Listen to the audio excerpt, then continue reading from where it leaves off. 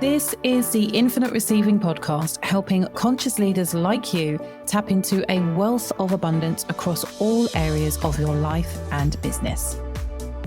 My name is Susie Ashworth. I am a single mom of 3 and author of the Sunday Times best-selling book, Infinite Receiving: Crack the Code to Conscious Wealth Creation and Finally Manifest Your Dream Life. On this show, I'll be sharing with you how you can upgrade your identity and your reality to create the life that you have been dreaming of. Because you are ready to be an infinite receiver.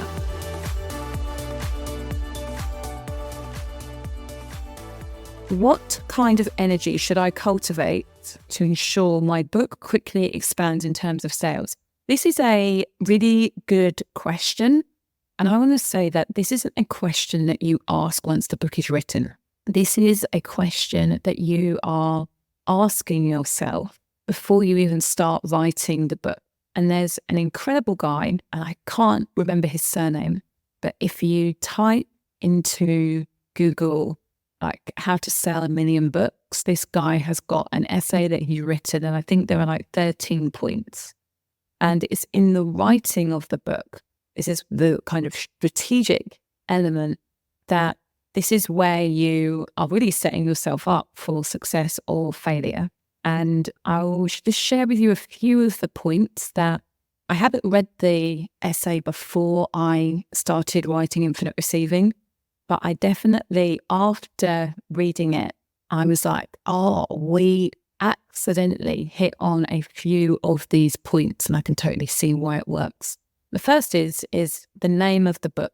When you are picking a name for your book, it needs to be the type of name that people feel inspired to share about, that people feel excited to take ownership of. So if your book is called something like How to Beat Depression and Anxiety, that is not the type of book that you want to be like sat on a train with and having people see that you're reading a book about depression and anxiety.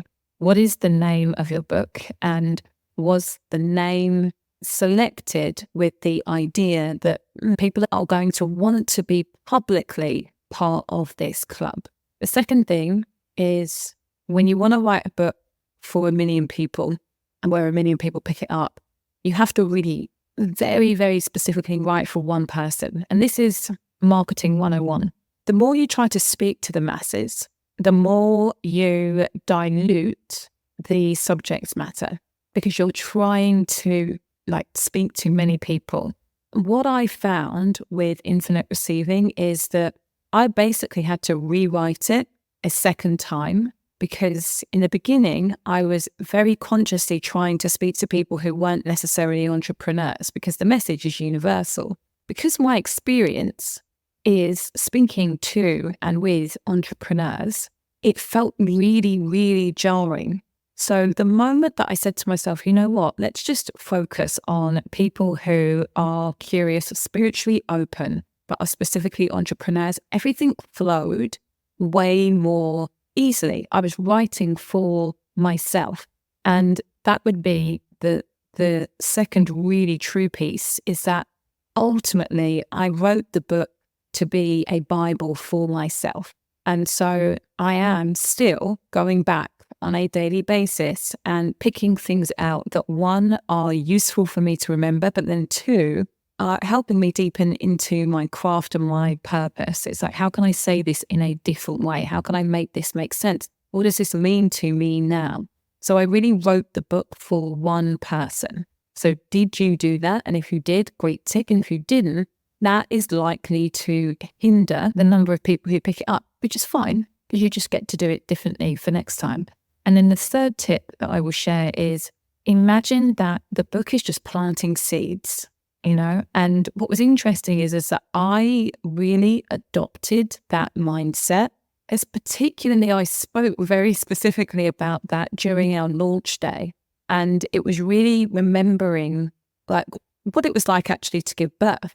You spend so much time, so much energy, preparing for the birth of your baby, thinking that, this is the be all and end all. And then it's like, oh my God, this is going to be my child forever. we haven't even scratched the surface.